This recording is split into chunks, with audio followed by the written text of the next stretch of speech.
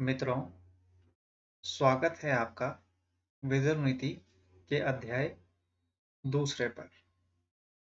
हम दूसरे अध्याय के श्लोकों को प्रारंभ करने जा रहे हैं। आशा है आप मेरी वीडियो को पसंद कर रहे होंगे और अपने साथियों के साथ भी इसे शेयर कर रहे होंगे। तो दूसरे अध्याय में धृतराष्ट्र अपने भ्राता विदुर से पूछते हैं कि हे विदुर, चिंता के कारण मेरे रोम रोम में आग सी लगी हुई है। मैं सो नहीं पा रहा हूँ। तुम धर्म और अर्थ की बारीकियों को बहुत अच्छे से जानते हो। मुझे बताओ कि मेरे लिए क्या ठीक होगा। विदुर सोच समझकर जवाब दो। जो बात तुम युधिष्ठिर के हित में और कौरवों के लिए कल्याणकारी समझते हो, उसे बेझिझक कह दो। विदुर इसका उत्तर देते हुए धृतराष्ट्र से कहते हैं कि हे धृतराष्ट्र, हम जिसका बुरा नहीं चाहते, उसके पूछे बिना भी अच्छी बुरी, कल्याणकारी, अनिष्टकारी सभी बातें साफ साफ उसे कह देनी चाहिए। राजन, मैं वही बात कहूंगा जिसमें कौरवों का कल्याण हो। ध्यान से सुने मेरी बात को। धर्म संगत और व्यापक हितकारी है ये बातें जो मैं आपसे कहने जा रहा हूं। तो आइए अब सुनते हैं विदुर धृतराष्ट्र से क्या कहने जा रहे हैं, जो कि बहुत ही महत्वपूर्ण बातें हैं। विदुर कहते हैं, हे धृतराष्ट्र, अनैतिक कार्यों जैसे कि जुआ, छल, कपट आदि, इन सभी कार्यों के द्वारा जो मनोरथ पूर्ण होते हैं, उनमें अपना मन मत लगाइए। इसी प्रकार यदि नैतिक कार्यों द्वारा हमारे मनोरथ पूर्ण ना हो, तो बुद्धिमान व्यक्ति को दुखी नहीं होना चाहिए। प्रत्येक कार्य बहुत सोच विचार करके और उद्देश्य निश्चित करके करना चाहिए। जल्दबाजी में कोई भी कार्य आरंभ नहीं करना चाहिए। मनुष्य को चाहिए कि पहले कार्य का उद्देश्य तय करे, उसके परिणाम का आकलन करे, उससे अपनी उन्नति का विचार करे, फिर उसे आरंभ करे।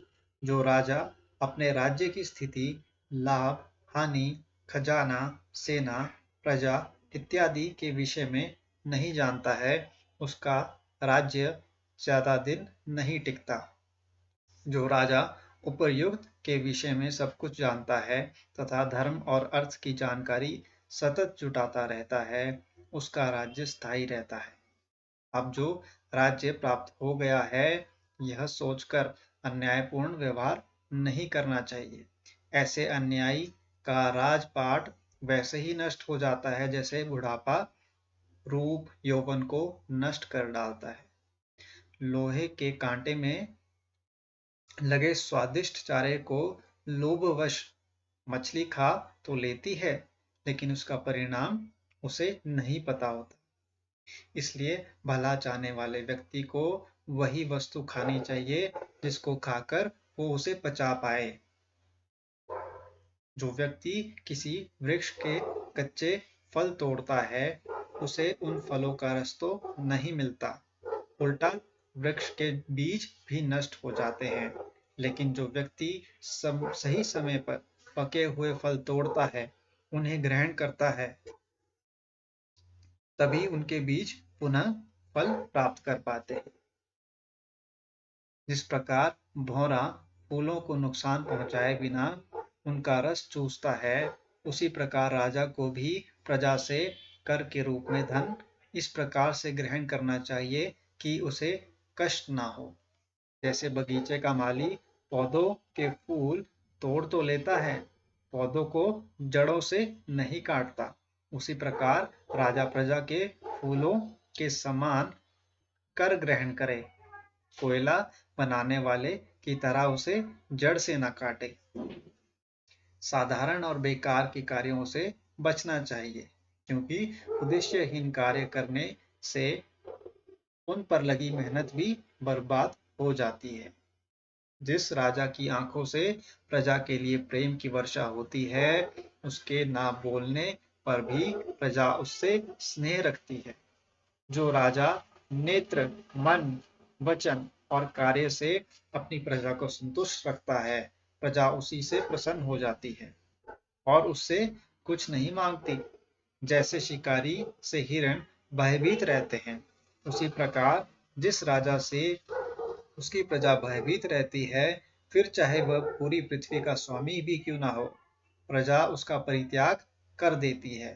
अन्याय के मार्ग पर चलने वाला राजा विरासत में मिले राज्य को उसी प्रकार से नष्ट कर देता है, जैसे तेज हवा बादलों को छिन्न भिन्न कर देती है। तो ये थे आपके दूसरे अध्याय के कुछ श्लोक जो मैंने आपको पढ़कर सुनाए हैं।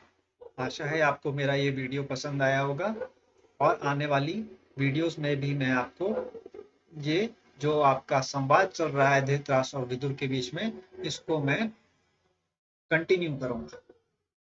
तो मित्रों, आज के लिए इतना ही। बहुत बहुत धन्यवाद।